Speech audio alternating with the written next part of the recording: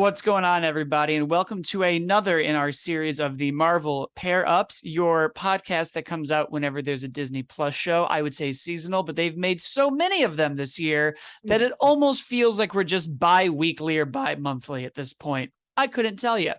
Either way, this is the podcast where we go over whatever the new Disney Plus show is, WandaVision, Loki, all of those fun things, and we pair it up with the history of the genre that it's in. So sitcoms for WandaVision, time travel for Loki, coming of age teen stories for Miss Marvel. This is the first episode of our She-Hulk miniseries, where we will be looking at the history and influence of satirizing law, because there are simply not a lot of this genre, which I think is something that we're going to address a little bit as we go. So you're going to get a little bit of movies, you're going to get a little bit of TV, you're going to get some that are just histories of fun comedic lawyer characters, because I will make a show out of something. As always, I am your host, Blake Schultz, and with me is Terrence Tatum. Hello, everyone. And Jamie Jirach. Hello. And we're here now. The pilot for She-Hulk, our last show of Phase 4. This is it for what felt like kind of a short time, but I think we're right back in it in the summer with Secret Invasion, so a little bit of a break. But what did you guys think? Jamie, how did you enjoy your girl in her glory? I loved it. It's so fun. It's so funny. Just all around a really good time. And I'm so glad that, because I talked about it on Phase 0, but like I didn't get to really talk about the deepness of Cap fucking. I had to really talk around it. It's a family friendly show, but I can say it here. You can say it all. I knew it, and it's been confirmed. Tatiana's amazing. Ruffalo was funny as always, like a real good time. Yeah, it's obviously this is the first time that we've had something well, besides the animated stuff that was under 30 minutes, but I enjoyed this quite a bit. Like I sat there, I was like, this is fun. And it's been a while. It's been a while because Phase 4 has basically beaten us into a grief-stricken just panic attack for everything that they've done. This is the first time I'm kind of like, guys, we're just gonna have some fun and just go and enjoy ourselves. And I kind of appreciated that. I have never seen Tatiana's TV series before. I never saw. So this is the first time I'm really getting to know her. And I'm in awe. Like, she's fantastic. Terrence, you will love Orphan Black. You have to watch Orphan Black. It's so good. So I thoroughly enjoyed it. I love the fourth wall breaking, as you can tell by that guy up there, Deadpool. Like that's sort of my jam. So I love that, and I love just this episode works on Mark and She's chemistry, and them feeling like cousins. Like they do a good job of putting that across. And I feel like, yeah, I have cousins and brothers and sisters that I have this interaction with. So I get this. Like you're having a conversation with me, and then you're pushing each other and flipping each other off the very next. Like, yeah, that's how that works. And it all comes together, and it's genuinely funny. I do have a bit of an issue with the quickness of the courtroom, like quote unquote battle fight, but I don't think that's what this episode was about. This is just like, let's put her on the board, show her what we're about, and we'll do the law stuff and move on from there. Yeah, I completely agree. I really overall enjoyed it. And I think the best way for me to describe this show right now is this felt the most like a pilot that I feel like they've done, where there was so much new or like reused information sort of thrown at me, where we just see a spaceship and crash. She gets a little bit of blood. The thing that helps him not turn to the Hulk breaks. Now he's healed. We're sprinting through an origin story. And a part of me was like, I get it, 20-minute, 30-minute sitcom. I would love just a little bit more in this, because I'm sure the Sakaran ship is going to come back. I have no doubt that that'll either be Secret Invasion or something else or whatever else is going to happen. but I felt like we just threw so much stuff at the wall to ultimately get them to this amazing island getaway, intimate one-on-one Hulk like scene, which really is where it all shined. I think we've always talked about the Marvel characters. It's the character interactions that are the best. And we have seen everybody really sad in phase 4. I was happy to see more levity, and I'm sure that this is the unpopular opinion. Kind of wanted to see more sad Hulk. I really dug those small throwaway scenes where he was like massaging the initials from Tony, and Tony and I would just sit here. You know, he always said he was going to come back one day, and I was like, ooh, I really kind of want. You can see the small look on his face when he said that. I'm like, oh, that guy is broken. I kind of want a little like Hulk therapy session, because then we get into this idea that I really dug of. She doesn't have the other person rattling around. She can control her anger. She's been doing it all her life. And I was like, this is all great explanation. I think it was a missed opportunity to call back to the first Avengers movie and have a, well, didn't you do this for a while, Bruce? That was the secret. You were always angry. Like, remember when you could also just morph into the Hulk at will in the first movie about all of us? Yeah. Like I felt like his surprise in that. I was like, but that was the whole reveal in 2012, as you were like, Cap, the secret is I've done it. Yeah. So I liked that. I liked that we've just made the lullaby a fun joke for everybody, because it worked real well for me in Age of Ultron. I liked it, but I just sort of love that everyone else who hears it is like, oh yeah, someone sang a lullaby to you. That's cute. I also agree. I don't mind, because I think it's more about his relationship with Nat than the actual lullaby. Like, because it's in Ragnarok when Thor's trying to do it, it's like, oh, it's great. It's fantastic. And that's sun's going down, big guy. And that's what I mean is like, we as the audience know that, but it's not like he's ever phrased it as the person I was in love with would calm me down. Yeah. Like we don't ever go like the old like Betty way of the comics where it's like, she could do this.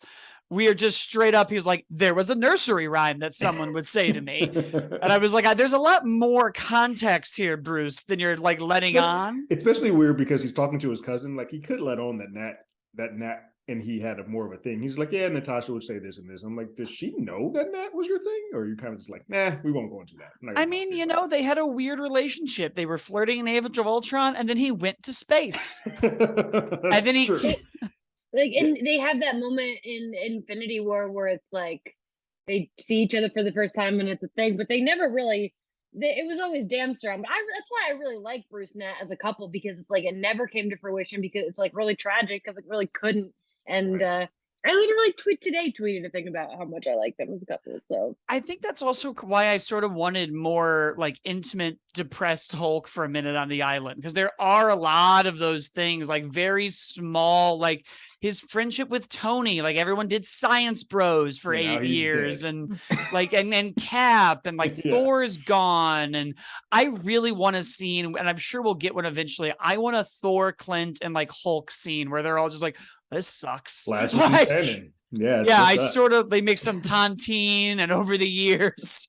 But yeah, I really enjoyed it. I there's a lot to cover in a pilot. We only have 9 20-minute episodes, but a part of me was like, I hope we slow down the pacing a bit, because we also, in those last like 5 minutes, it must have been, I think, 3 needle drops, and I was like, okay, we've done a song to a cool thing, a song to a cool thing, and a song to credits.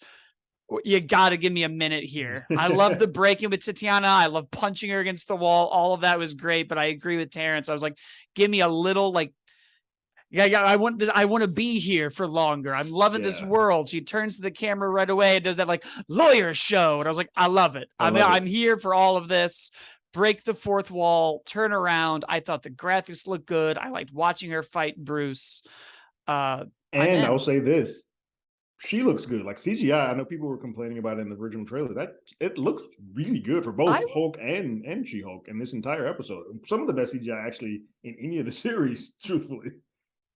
Well, I'm sure they saw that note. It was like, we got 3 months to really annihilate our VFX workers because we apparently just will not give them a break. They are in a sweatshop. Yeah, we gotta work on that. Marvel can afford to let people have regular lives. I think they're talking about now having their own in-house VFX team, which I don't know if that's good or bad. I don't know enough to in terms of worker quality. I'm sure it'll be good for us as viewers, but I don't know how that'll be for them. the artists. That We'll Right. see. It'll depend if like the management is going to manage the same way. Like, is the guy in charge of that piece of Marvel going to run his in-house team the way he runs his out-of-house team?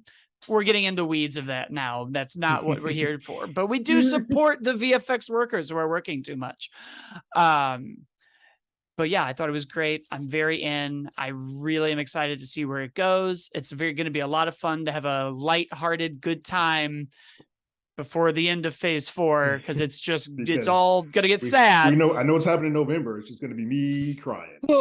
Yeah, I was like, let's get a little levity between the sad times. But yeah, I'm glad we all really enjoyed it. That brings us, I think, to our first pair up. We're not doing a traditional history because there's quite literally, I think, not like 6 law comedy movies. They all sort of came out around the same time. It's not really a genre that defined pop culture in some big way, but it is interesting to look at. And so, of course, we're starting with what I think is probably the biggest one, the biggest classic one, at least in the 90s, released in 1992, My Cousin Vinny, which made an admirable amount of the box office and was a true 90s movie where it did fine. And then it came out on VHS and everybody bought it. And it just existed on shelves, like it would apparate in a new furnished home ready to be sold to you. I had never seen the movie until now. Really? Yeah, this was the first time. Oh, that's awesome. That's so exciting. What a crazy movie. This movie is nuts. It kicks off in this unsuspecting way with these 2 guys. They accidentally shoplift some food from a convenience store. The next person who goes in shoots the owner of the convenience store in a small town. We have to go out of our way to be like, the death penalty here is for children. They'll kill us so that we buy the rest of this story. We have a great just trilogy of errors of him talking to this cop and being like, yeah, I did it. I didn't mean to do it. I wasn't really thinking about it. So you shot him. I shot him. And then all of this is just the bad read later. Like, we're all in. The only one person they can afford is Joe Pesci's now famous character and Marissa Tomei's now famous Oscar-winning character. Yes. Made even more famous by a cameo in Seinfeld.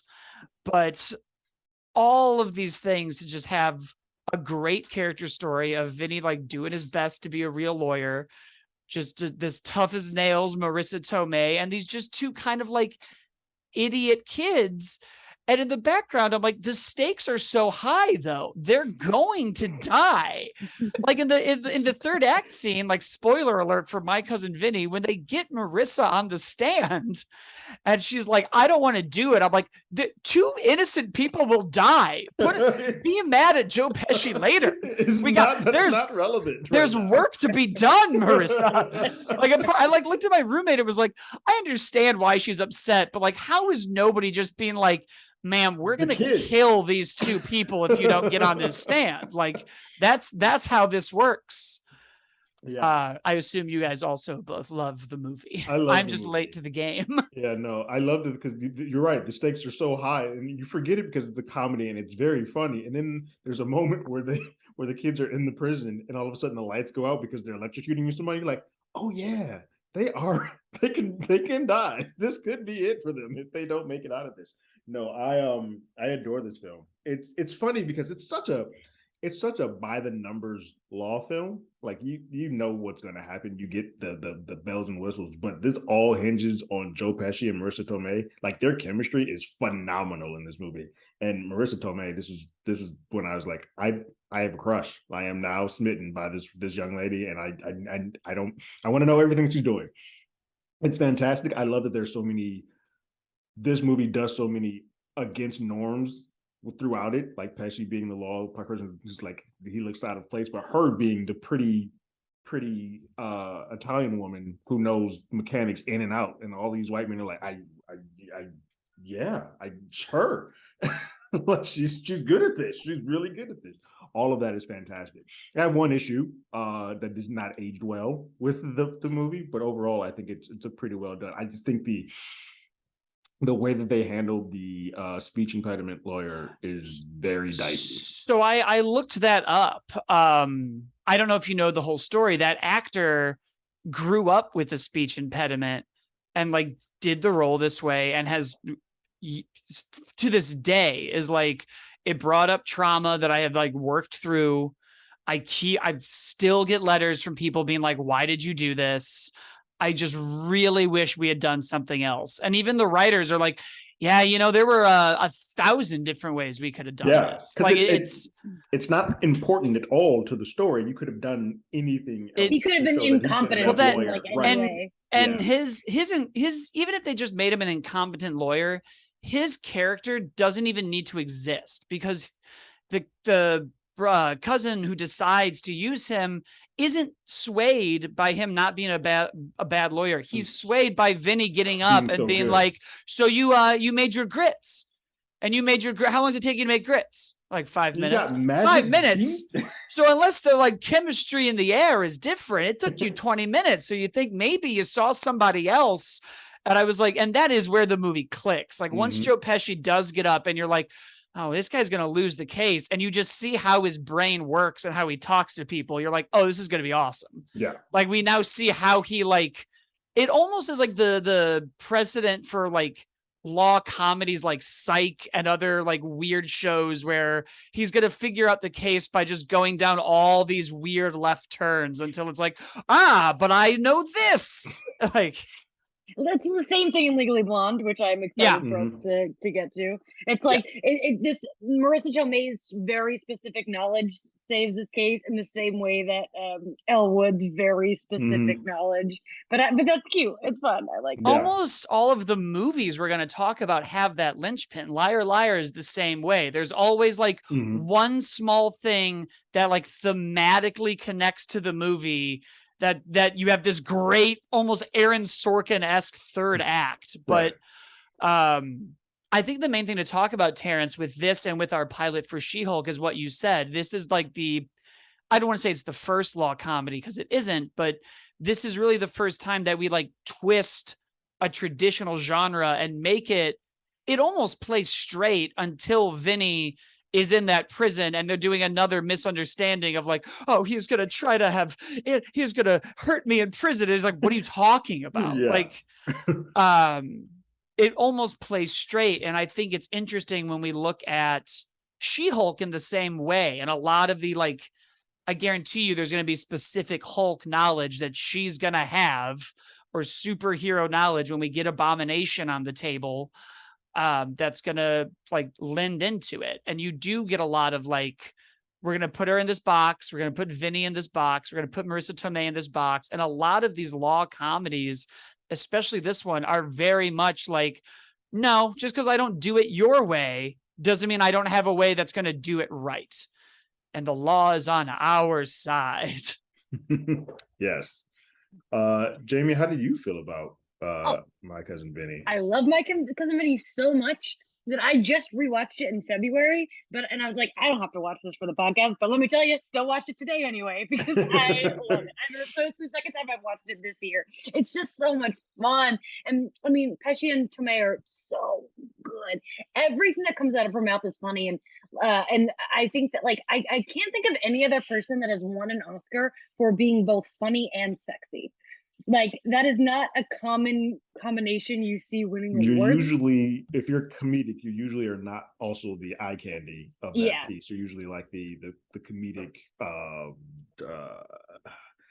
character actor. That is usually the person that wins that. Yeah, and she's just so good. Oh yeah, I remember for a minute I was like, we're going to give her My Cousin Vinny as her Oscar movie. Like what else came out that year? Like this wasn't nominated for anything else. It didn't win anything else. And then you just watch Marissa Tomei work and you're like, yeah, I don't care who else was up that year. This doesn't matter. This is where it goes. Yeah. And like she was relatively unknown at this point in time, because if you look at the original billing of this, now it changed because she then won an Oscar. But the original billing of this was Joe Pesci and Ralph Macchio, even though Ralph Macchio is barely in the film. I noticed that today. I hadn't noticed that before, and I was like, Macchio, because I mean Ralph Macchio was was bigger, right? Right. But that I did notice that, was like, oh wow, they did not know what they had with Yeah. Tomei. Yeah. Oh yeah, it's wild. And I think those are always the best standouts in movies, when it's not even the billing, but like that's why everyone went a second time. That's Right. why you had a whatever opening and then made home video a thing. Like this, Hmm. people were Also, not her costumes, Yeah. so good. I everything about her in that movie is flawless. I still actively remember her purple dress that she, with the sequence that she gets up on stand with, without even seeing the film. I was like, oh yeah, I knew that dress. That dress has been ingrained in my brain for the rest of my life. Yeah. I really hope the same way we had like clueless references with some of the Miss Marvel, like on the red carpet cameos. I was like, get a Marissa Tomei dress in the MCU. Somebody's watched this movie and is like, we can get this on Tatiana. You want to do a My Cousin Vinny reference in She-Hulk? We can do that. Yes. I want the bodysuit she wears at the cabin.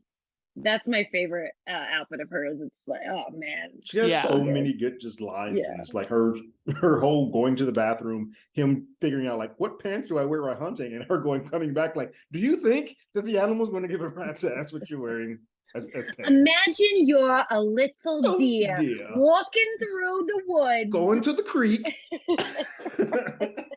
I mean, yeah, it's everything she does and says, and the style, the vibe, I love it. The movie also, like, I didn't know this either until I watched it for the first time and then looked it up. It's like lauded for its accuracy with like all of its law stuff. Where I was like, I feel like normally, like, even thought about with that car monologue, I was like, man, who did this research? Which writer sat down? It was like, I got to figure out. I got to start at the end here, get two different tire tracks. I got to really. You have to reel that back and go backwards through it. Like there's a mechanic somewhere. Like I got you. Let's do this. I'm with you this whole time. But you're right. That's very specific. Oh yeah, it felt like a monk or a psych twist, where it's just like I noticed. Like yeah, this script is where almost every like legal comedy movie and show got its structure for the rest of time. Yeah. Like everything you see is just like, but I have a surprise witness. And I also got to know the town, because like all of their big hurrah moments were like, how long do you cook your grits? More than 5 minutes. Any respecting Alabamian will know this. And Marissa Tomei is also like, well, everybody who knows who comes through here is going to know that the tires, they get in one wheel, not the other, because it's not spinning. And everyone in the jury is like, I do know that. I knew that. I do. And I was like, everything else we watch is like the lawyers always have to like win over the city. It's never enough to win the case. He has to win the judge over, and he has to win the town over. This amazing judge, the Munster family himself, just showing up. That's the other like great part. Like he is the only straight man, is this judge. Everyone else is just like comedic, and the cousins, I suppose, but like they're barely in the movie. So only one of them is his cousin. Right. Yeah, like, cousin and his friend. A friend of a cousin. Yeah. It's funny because I looked this up. Apparently, I think Will Smith was originally going to be one of the two defendants, and they're kind of just like, maybe we should. I think it was Ben Stiller and Will Smith was the two that they had, but they were like, we can't put a Jewish man and a black man in the South. This is going to read very differently if we do it that way. Yeah, that makes sense. But now I really want to watch a Will Smith, Ben Stiller comedy where they're defendants, and Joe Pesci is still the rest of the cast is unchanged. Right. We can make a My Cousin Vinny too. I don't. They apparently tried to a few years ago, and it just kind of fell apart. Marissa was the back out, and unfortunately, I'm going to be honest with you. If Marissa's not in it, you probably won't want to. I'm sure somebody was like, well, we can't. Yeah, we can't do that. We can't have the Oscar winner not come back for the sequel. They did apparently write like 2 or 3 novels after. Like someone was like, well, the Vinny universe must live on. Like, whether in the written form or film, it'll continue. Yeah, it's just what a fantastic cult movie. Like just so, I don't even think it's a cult movie. I think everybody mainstream knows it. Yeah. It's so weird because, like you said, it did not do well when it released. It was like, oh, this is fine. And then you're right. No matter what home I go to, doesn't matter the race, the age, this was a tape that always showed up on this. I'm like, oh yeah, My Cousin Vinny. I got that. Yep. We spend a lot of time in the Miss Marvel show talking about how like home video changed everything in the 90s with VHS and accessibility, but it is crazy how many movies have a My Cousin Vinny story of like, well, you know, it did all right.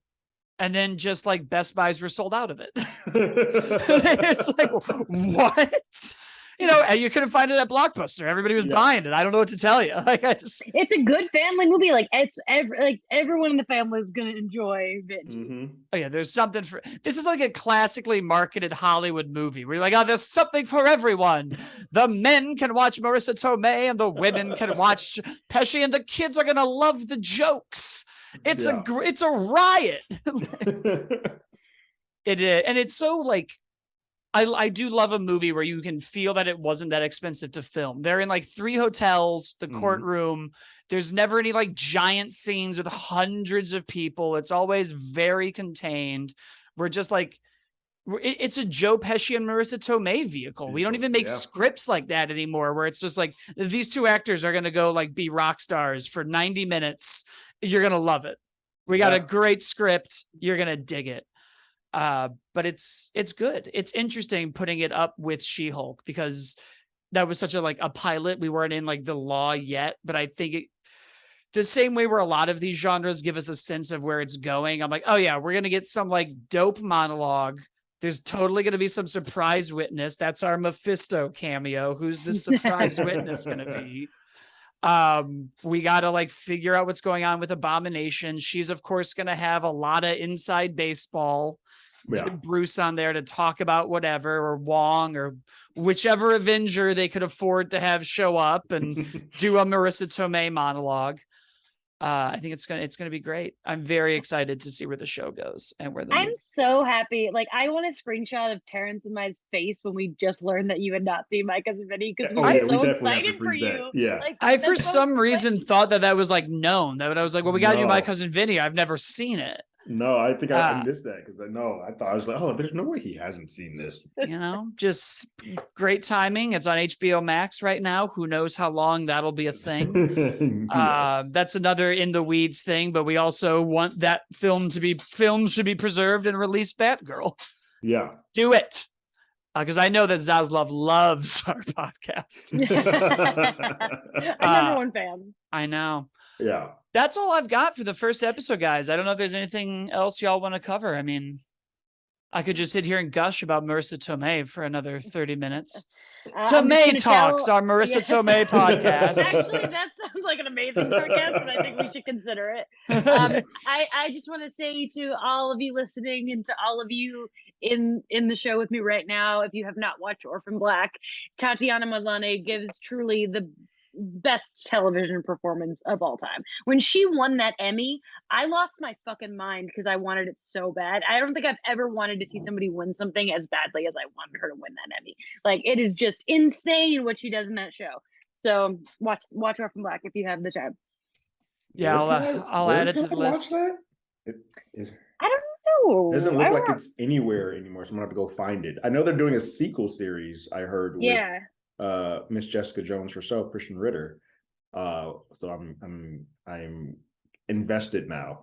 I'll go down that whole rabbit hole. There's so much. You have to buy it. Ugh.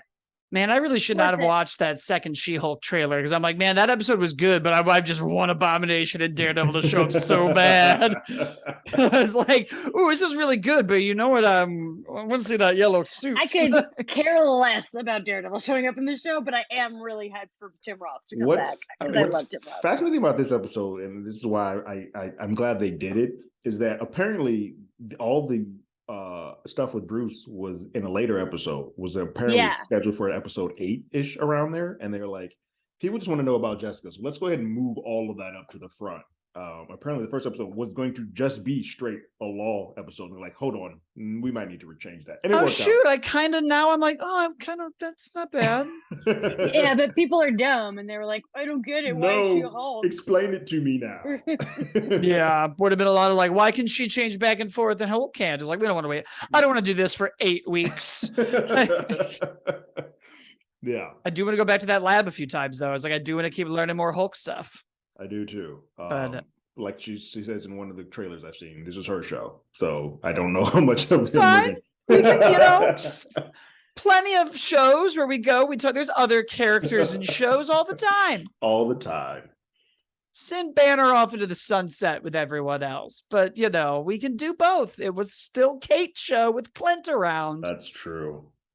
It was really Yelana's show. That's what I was there for. Great. So that's it, guys. We'll see you every week for the next 9 weeks, where we talk about Liar, Liar, Legally Blonde, the Seinfeld finale, because the show has been pitched as Legally Blonde meets Seinfeld. So that has to happen.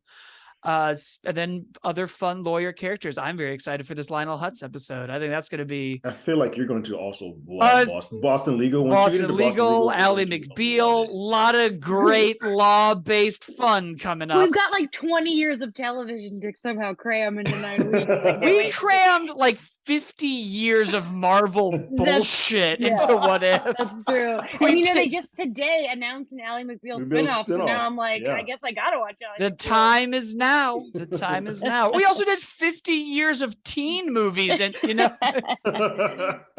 years of television. I raise you everything else we've done. Like literal, we're counting seasons. I mean, I'm not going to watch all the seasons. I know, but it'd be cool if we could, but it's literally so much. impossible.